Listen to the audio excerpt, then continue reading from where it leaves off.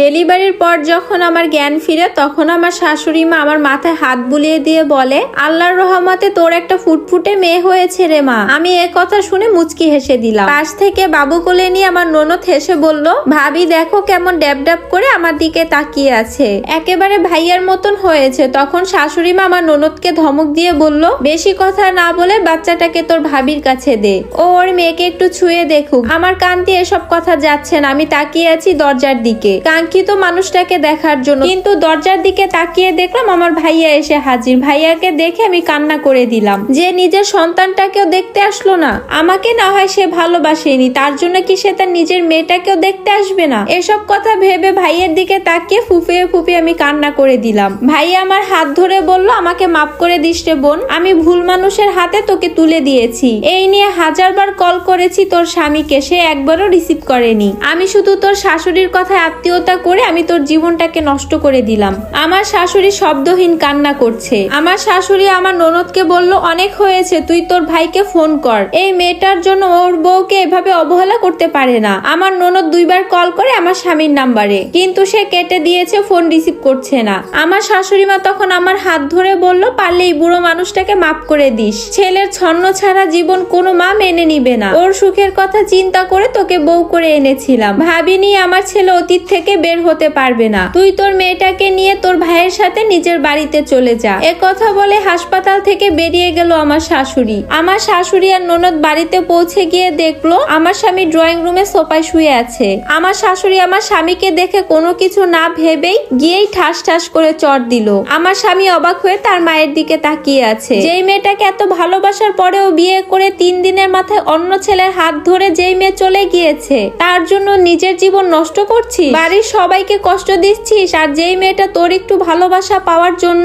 দিনের পর দিন হাজার অবহেলা পেয়েও মাটি কামড়ে পড়েছিল এই বাড়িতে, তার কোনো দাম নেই তোর কাছে। হাসপাতাল অন্তত নিজের নবজাতক মেয়েটাকে তো দেখতে যেতে পারতি। আমি তোর কথা চিন্তা করে ওই মেয়েটার জীবনটা নষ্ট করে দিলাম। তোর অতীত এতটা গুরুত্বপূর্ণ হলে আরেকটা নতুন প্রাণ কেন এই দুনিয়াতে আনলি? মনে রাখবি হাতের 5টা আঙ্গুল সমান না। আমার স্বামী কোনো কথা না বলে চুপচাপ দাঁড়িয়ে আছে। পাশ থেকে আমার ননদ বলল, ভাইয়া তুমি আমার অনেক বড়, ভয়ে তোমার দিকে তাকিয়ে কথা বলতাম না, কিন্তু আজ বাধ্য হচ্ছি ভাইয়া তোমাকে কথা বলতে। দাঁত থাকতে দাঁতের মর্মতা বুঝতে হয়, দাঁত পড়ে গেলে সেই দাঁত স্বর্ণ দিয়েও বাঁধালেও কোনো লাভ হবে না। এখনো সময় আছে, নিজের সুখের খনি হাতছাড়া করো না। এ কথা বলে আমার শাশুড়ির ননদ তাদের রুমে চলে গেল। নিজের মেয়ে হয়েছে শুনে মুচকি হাসলো আমার স্বামী। আমার স্বামীর বাচ্চা কাচ্চা খুবই পছন্দ। আমার স্বামী আমার আগে ভালোবেসে একটা মেয়েকে বিয়ে করেছিল।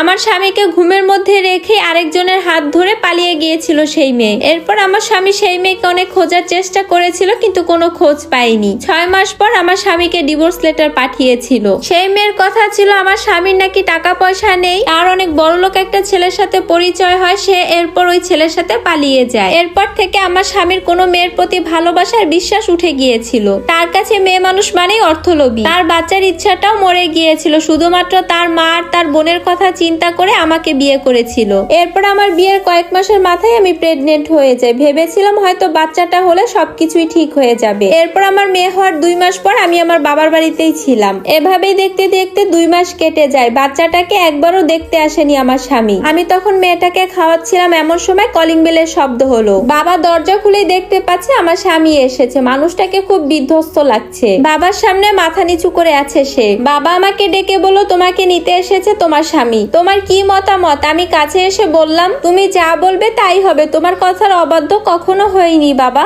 2 মাস পরে তোর মেয়ের কথা মনে পড়লো তোর জামাইয়ের। এই হলো সংসারের প্রতি তোর জামাইয়ের ভালোবাসা। বাবা আরো বলল, অথচ তোমার মা যখন তোমাকে পেটে নিয়ে প্রসব যন্ত্রণায় কাতরাচ্ছিল, আমি তখন নফল নামাজ পড়ে তোমার মায়ের জন্য শুধু দোয়া করতাম, যাতে করে তোমার মায়ের কষ্টটা একটু কমে। তারপর তুমি যখন দুনিয়াতে আসলে সবার আগে আমি তোমাকে কোলে নিয়েছিলাম। তোমরা তোমাদের মাঝে কথাবার্তা বলে সবকিছু ঠিকঠাক করে নাও, আর তোমার স্বামীকে বলো ফ্রেশ হয়ে নিতে, তা না হয় ওর ঠান্ডা লেগে যাবে। শত হোক ও তো আমার মেয়ের জামাই। তারপর মাথা নিচু করে আমার স্বামী ভিতরে ঢুকে গেল। কিছুক্ষণ পর ফ্রেশ হয়ে মেয়েকে কোলে নিয়ে তার কি কান্না। 20 মিনিট হয়ে গেছে, এখনো কোল থেকে সে নামায়নি। মেয়েকে বিছানায় শুয়ে দিয়ে আমার স্বামী আমার কাছে আসলো। অনেক চুপ থেকে আমার হাত দুটি ধরে বলল, আমি তোমার কাছে ক্ষমা চাইবো না। সেই মুখ আমার নেই, কিন্তু আমাকে একটা সুযোগ দেওয়া যায় না? শুধু একটা সুযোগ। আমাকে শক্ত করে জড়িয়ে ধরে আরো বলে, আমার সুখের খনি এখানে রেখে আমি মরিচিকার পিছনে ছুটেছি। আমি তোমাদেরকে নিয়ে নতুন করে বাঁচতে চাই। আমি আমার স্বামীর কাছ থেকে দূরে সরে গিয়ে বললাম, প্রেগন্যান্সির সময় প্রতিটা মেয়ে তার প্রিয় মানুষটাকে কাছে চায়, তাকে একটু সাহস দিবে, ভরসা দিবে, নির্ঘুম রাতগুলো তার সঙ্গ দিবে। কিন্তু আমি সেই মানুষটাকে পাশে পাইনি। সে তার অতীত নিয়ে ব্যস্ত ছিল। হাসপাতালেও আমি তার অপেক্ষায় ছিলাম, ভেবেছিলাম সে আসবে আর বলবে কিছু হবে না তোমার,